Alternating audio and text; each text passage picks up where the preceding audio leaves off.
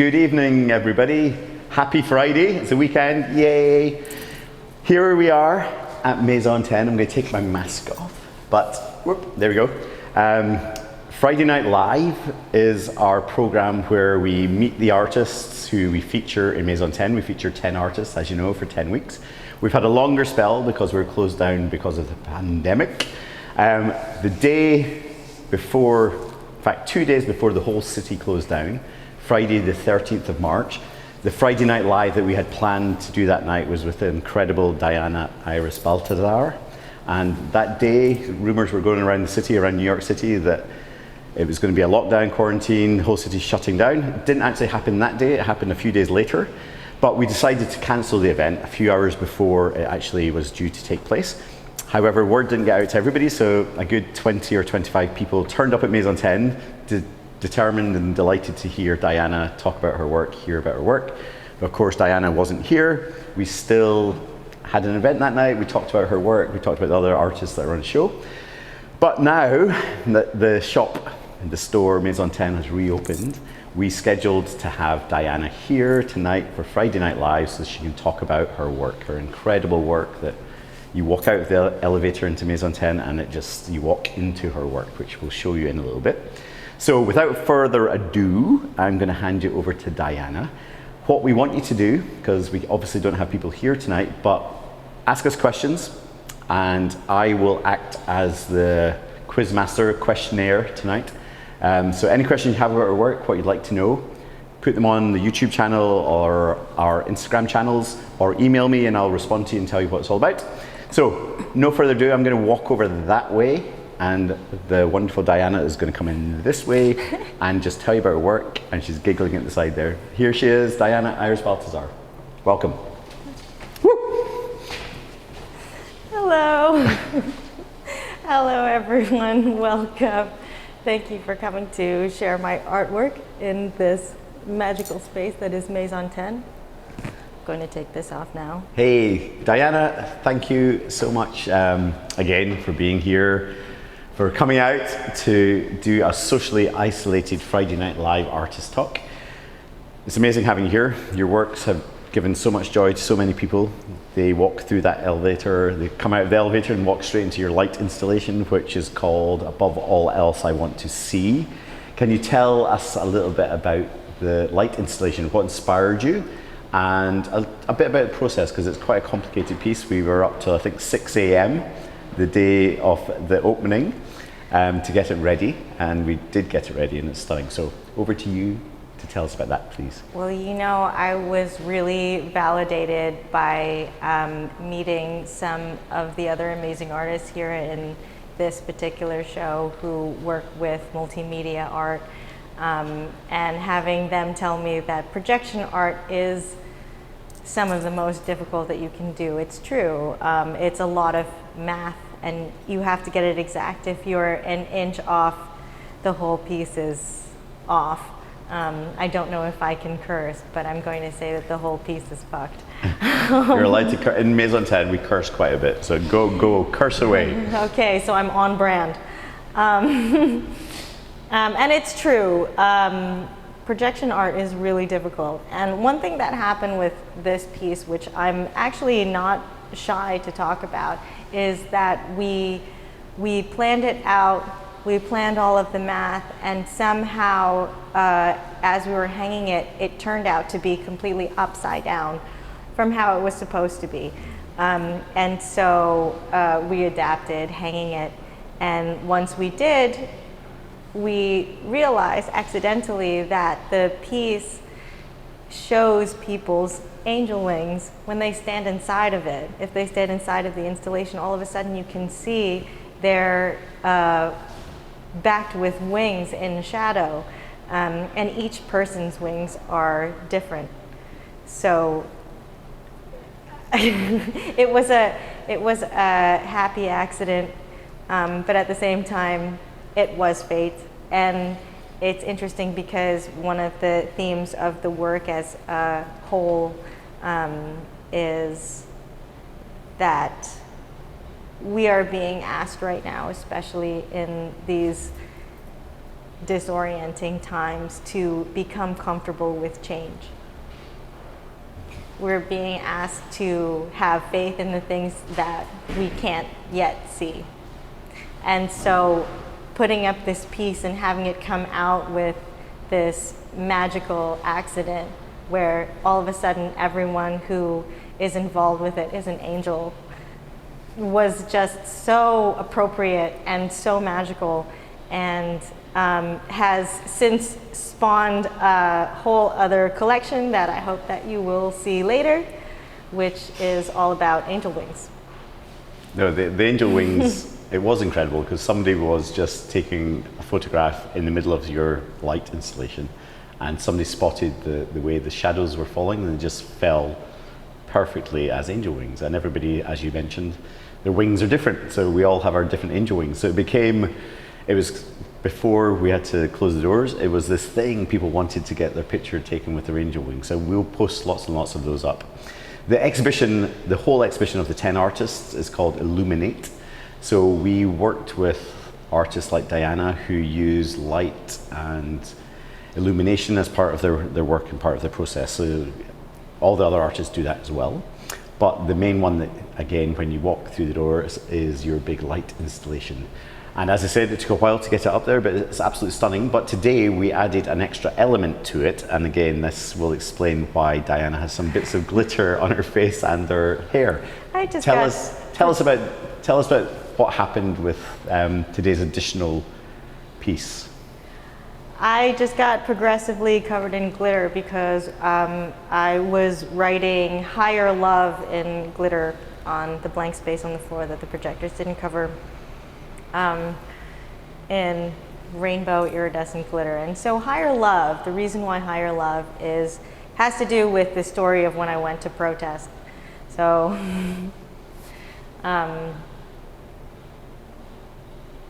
it was actually Chris who got me to go to protest. I usually am the type of person that would do that sort of thing, but for some reason in the era of coronavirus, I was sketched out by going into a crowd of people. My excuse when he pushed me was that I didn't want to get coronavirus. And he was like, well, this is much more important. And I said, you're right, you're absolutely right. And he said, you know, I'm not trying to tell you to go for me. I'm not trying to tell you that you're a bad person if you don't. Absolutely, it's up to you. And I said, no, this is what we do. You know, like, we're friends, we're business partners. This is what we do. We make each other better people. This is why we're together. So happened to be that on that same day, I was going home from work, and as I was getting out of the subway, there was a protest on my street right there. So I was like, okay, let's go. So I joined it, and police were in full riot gear. You know, the protesters were doing their thing, and they were chanting, "Fuck the police." Tell people which part of New York this was in. Long Island City, my neighborhood. And I realized walking with that group of people that the reason why I was averse to joining in before was not because of coronavirus. Like I said, I'm not usually scared of that sort of thing. That wasn't the reason. The reason why was I discovered was because I didn't agree with the message. I did agree that the protests were peaceful, but I didn't agree with the negative message of fuck the police. I mean, essentially it's like they fuck with us, we say fuck them, that just leaves everybody fucked, right? So I found it to be a very disempowering message. I found it to be disempowering because essentially we, the people in the protest, are giving someone else the power to either give us what we want or not give us what we want, when the truth is that we have the power to have what we want. We have the power to create what we want. And so I pondered this for a little while and came up with the idea that in addition to being peaceful protest, that it should be a positive protest. And so what I did was this lunatic thing where I wrote up a flyer about positive protest and be what you want to see. And I went to the biggest one that I could possibly go to, which happened to be in Washington Square at 2 o'clock on day 12. And I handed out my flyers and hundreds of yellow flowers, and while blasting Whitney Houston singing Higher Love on my mini bows and dancing in the street to it. Turns out, watching the news later that night, that was the first really positive day of protest, and they were saying on the news that all over the country people were evolving their protests into dance parties in the street, dancing to Zydeco and Whitney Houston songs. People were having positive signs. You know, there was this famous hug between a police officer and a protest leader, and the officer walked with them and protected them. And I'm not saying that like this is something that I did, but I am saying that an individual has the power to manifest the reality that they want. And going to a very large protest like I did, there is the element of the 100th monkey, which is essentially that the whole species is connected to each other all over the world. And if you reach enough people, if you reach enough individuals in that species, then the entire species adjusts to accommodate that change.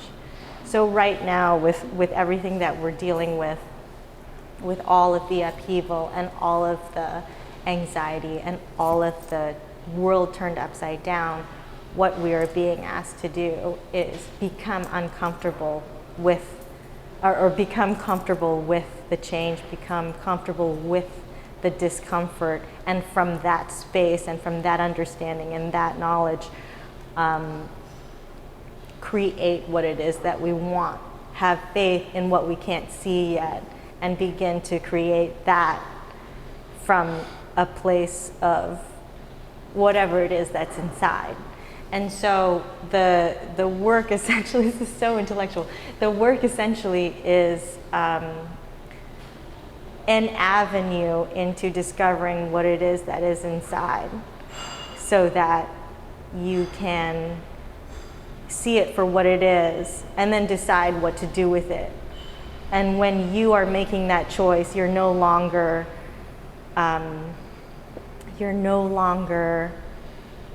a child of the culture that has happened before.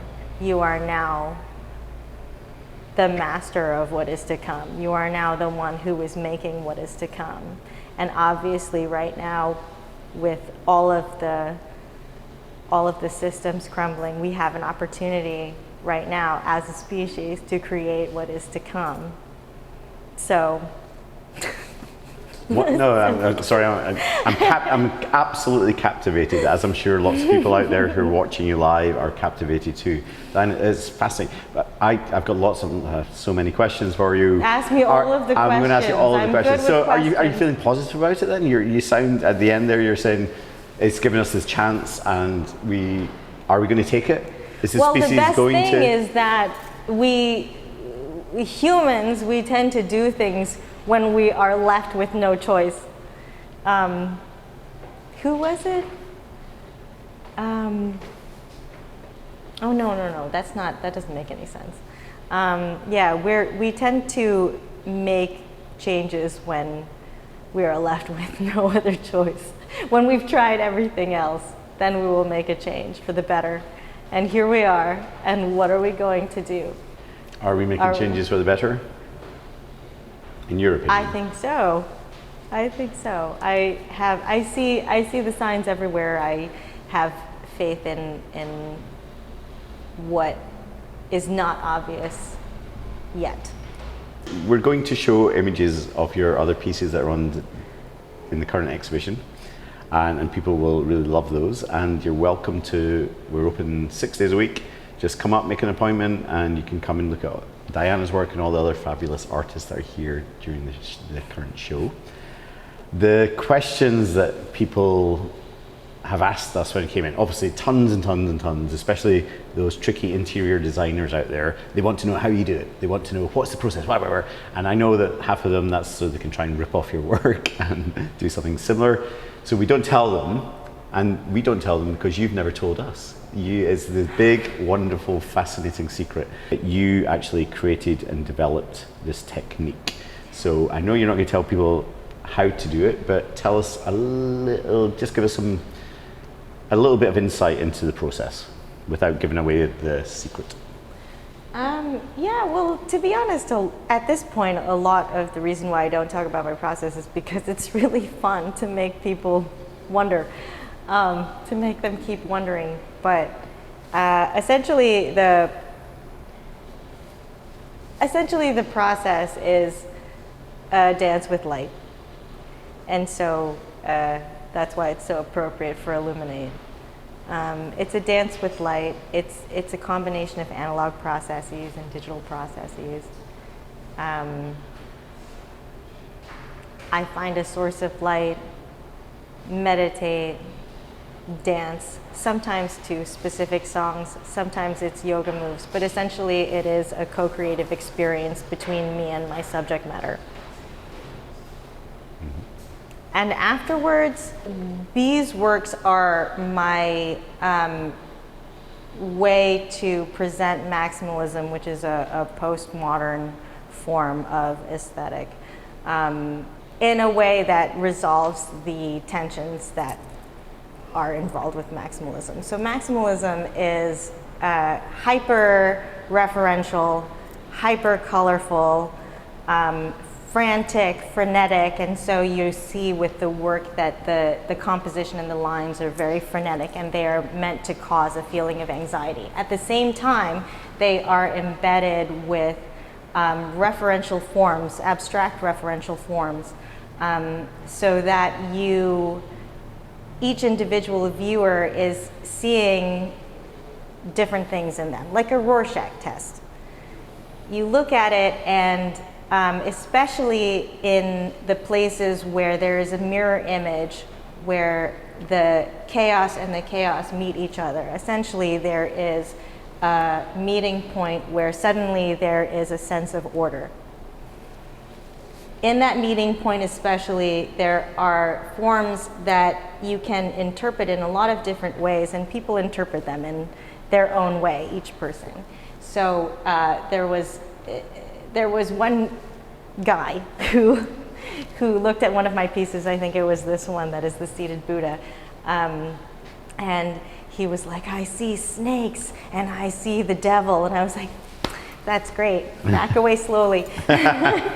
But really, you see forms that tell you about yourself. And from there, you can discover why that's what you're seeing. You can discover a little bit more about who you are. And upon contemplation, these pieces start to morph, and you start to see different things in them. And so you have the experience of watching your identity change. That was very profound, watching your identity change. Tell me a bit more about what you're meaning when you're saying those words, because my head's just took a quick spin. So essentially the healing process of these works, which it is a body of work that is healing art, is to give you a sense of anxiety while at the same time giving you a sense of being intimately familiar, because you're seeing yourself in them.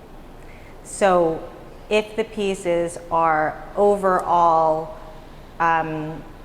highly attractive, then there becomes a resolution of anxiety and comfort, discomfort and comfort.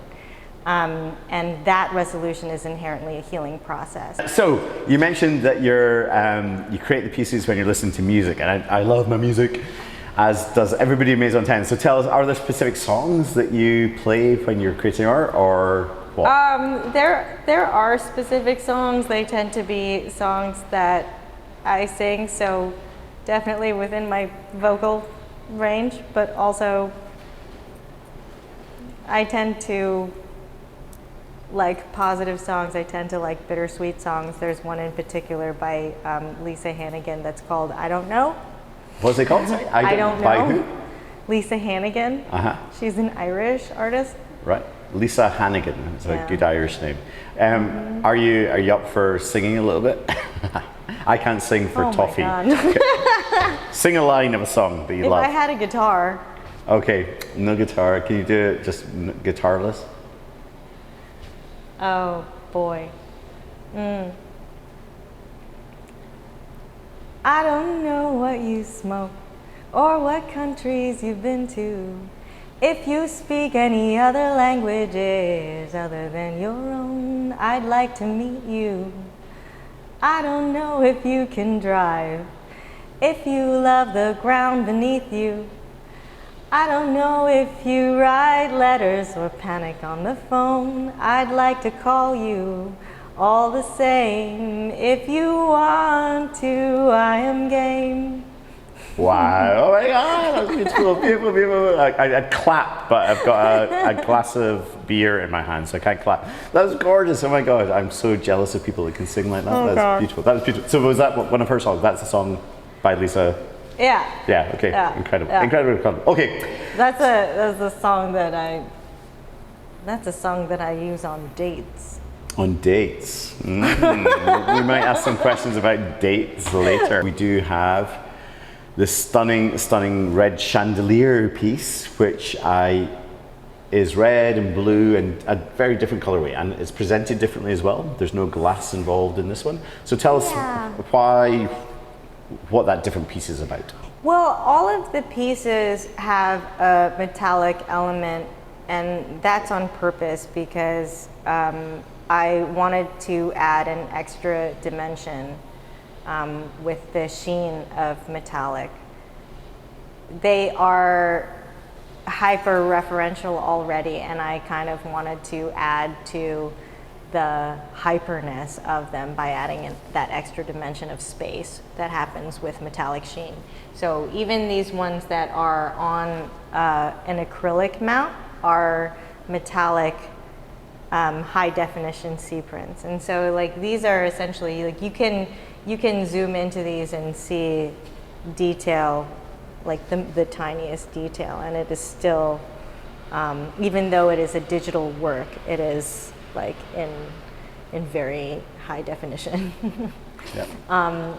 The red chandelier is metallic in that it is a dye sublimation on aluminum, and so the parts of the piece that have no pigment are metallic because you see the bare metal underneath of it.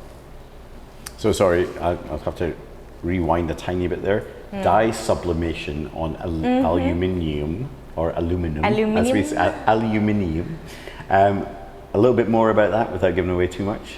Dye sublimation, what does that mean? It just means that the dye is inside of the metal. It's not just printed on the surface. It is embedded in the What's the metal. process for that? My printer can tell you about that. Oh, okay. All right, we'll move on from I want to say dye sublimation on aluminium is a fun thing to say. Okay, we are obviously, as we're doing this live interview with Diana, we're also showing you, we're cutting in some images, so you'll see red chandelier, you're seeing the fabulous higher love glitter masterpieces that Diana did earlier today. And I asked her, I said, okay, so you're an artist clearly and very, very intelligent and spiritual, but are you crafty? Because we have to get this done in the next week. She said, oh, I'm quite crafty. And honestly, watching this woman create what she did in a couple of hours is unbelievable. You'll see. I will flash up a picture for you. Okay, you are one of the most spiritual people I've ever met in my whole life.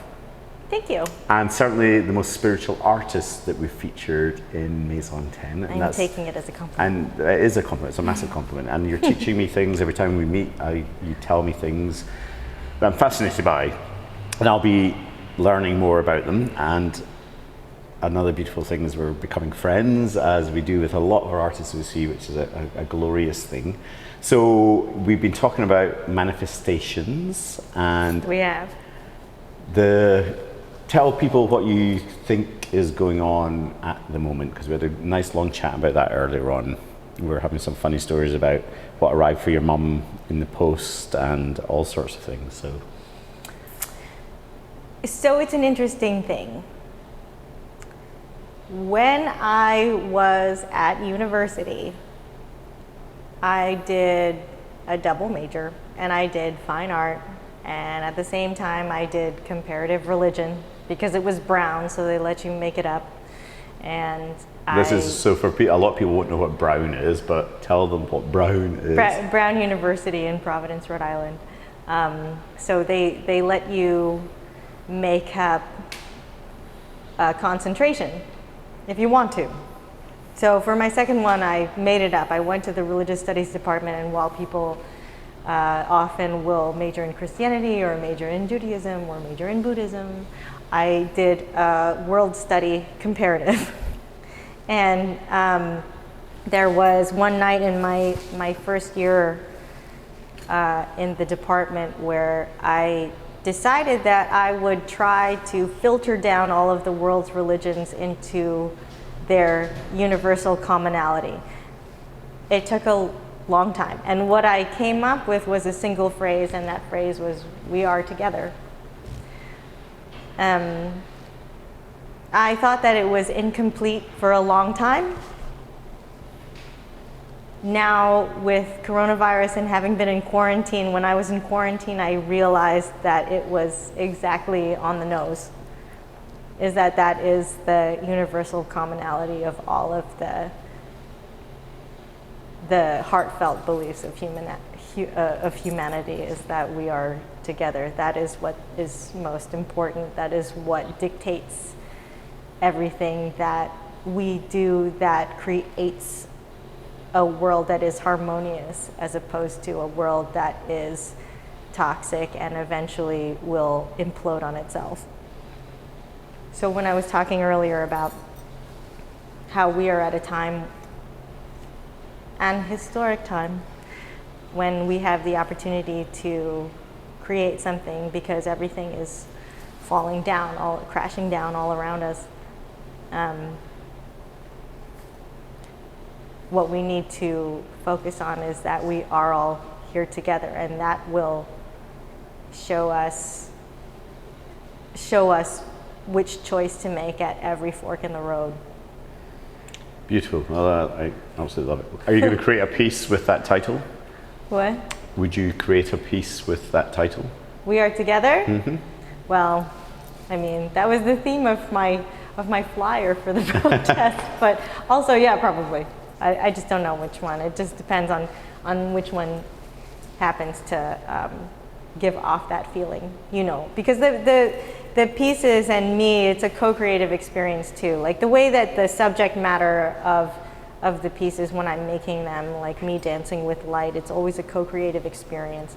And then afterwards, the post-production is a co-creative experience, like what comes out from the dancing with light determines what it is that I am altering, which then determines what is the name of it. Yeah. Wonderful. Okay. A few more quick questions, Yeah. and then we're going to let you go. This is fascinating. I'm not going to go through all the questions that are coming in from our viewers out there. I'll do that later. I'll respond to everybody, and if there's any ones that I can't answer myself, if you don't mind, I'll pick up the phone, Diana, or you can come in and we'll go through them all together and answer the questions. Everybody always wants to know with our artists, obviously what we've got in the walls in MAISON 10 is what you've done already. People are absolutely fascinated with what's the next thing. Are you doing something completely different? Are you changing your whole pattern? Are you going to start doing pink flamingos with balloons? Or what are you working on currently? What are you inspired by? Are you going to stay with the same body of work that you started in 2017? Or are you going to a new chapter? Because a lot of artists are focusing, your work was already kind of dealing with issues that everybody's facing just now.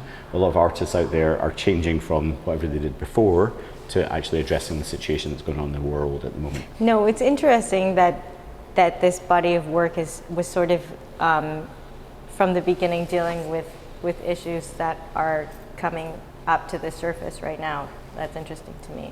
I'm not surprised, but it's interesting to me. There is a series of work, like I was saying earlier, that is based around angel wings, and that was largely inspired by the fateful what happened accident here? slash synchronicity that happened here. Wonderful stuff. Besides that, there is an element, there is a series that I'm working on that adds another element, that adds another dimension. So we're moving out of the flat two-dimensional space, and we're working with 3D printing. Ooh, Yeah, wow. Things that you can walk into and around, or just sculptural stuff? Sculptural stuff, and it is again a co-creation, only this time a co-creation with the machines that do the printing. And so it is essentially the machine that is meditating, and I teach it how to meditate. Oh my goodness, okay. You just made my mind spin around. Okay, my goodness, that's a whole full other interview. Because I have to be honest with you, the piece that's behind you just now, Cathedral, it's a piece where when I see it, I want to dive in the middle of that. So the thought of having that in a 3D embodiment of that in 3D would be incredible, where you could actually walk in and out of that, but it would look like that from a distance, but then you could actually, oh my goodness, you can actually come in and out. It would be fascinating for me. So Thank you. think about that, yeah. I think Governor's Island and some of the spaces they have over there, you could create something magical out there. Okay, any other questions? Have you got any questions for us? Sorry, it's always rude I just bombard people with questions, but do you have any questions for us? Oh God. You know what? I would love to hear from everybody. What was your creative pivot during quarantine? Yeah, that's a great question, and it's a. I would always love to hear that from people. There are lots of people. We've got dear friends who run the W42 Street magazine up in Hell's Kitchen, and they just in this last week they did an article about businesses that pivoted during coronavirus. And they featured us because one of the things that we did during coronavirus, we created the Happy House NYC, which was something we'd been thinking about already. It was having events and from everything, live acoustic music to comedy to drag shows in MAISON 10 with a live audience. And of course, coronavirus happened, we couldn't do that. But we did it thanks to very, very fortuitous meeting with two wonderful people, Katie and Sterling, who have been videoing and filming and doing all this great editing of our Happy House events. So that's what we did. We pivoted in that way, and they featured us saying this is what some people have done, and a lot of people have started making masks and stuff is the very, very obvious one that's out there. Yeah, the PPE. Us included. But yeah, people have done all sorts of different things with restaurants and bars, and in general, the other people out there who, I think one of the other major things that's happened is a lot of people have looked internally and thought, whoa, the world is not what I thought it was, and they've done work on themselves, and that can be in terms of spirituality or meditation or all these other things. So there's a lot been written about it, and I think we could quite easily make a little MAISON 10 storybook of 20 or 30 of our people that have done very, very incredible things. We've got one of our big friends, big fans, who every day throughout quarantine chose a work of art, and then she did her face. A woman called Kaylin Hart, Kalinhart on Instagram. Every day she posted pictures of her imitating these pieces of art with her own makeup and her own creation. It was incredible. Of herself imitating? Of herself, yeah. Oh, wonderful. And yeah, we'll flash up one of those when we put this up later as well. So. No, it's very interesting because it's the same space that asks you to look internally, that is the same space from which purely creative things come. And so that's what we're all being asked to do. That's what we're all being forced to do. That's what we're all doing right now. Yeah. And that's why the creative pivots are so interesting, because they literally are making the world that is to come. Exactly. And there are no boundaries anymore. That's There true. are no that's true. walls. No rules around that stuff. So I am going to say the biggest thank you. It's just me and Diana here. So I'm gonna clap. You'll hear one round of applause. That's my little clap. You're incredible. You're wonderful. You've brought so much joy through your work here at Maison 10. I know that your art career is going to be gigantic in front of you. So congratulations. Keep it up. Keep doing this amazing work. And thank you so much. Thank you so much, Tom. Give us a little wave. We'll say goodnight. Thank you so much. I love all of you more than you believe.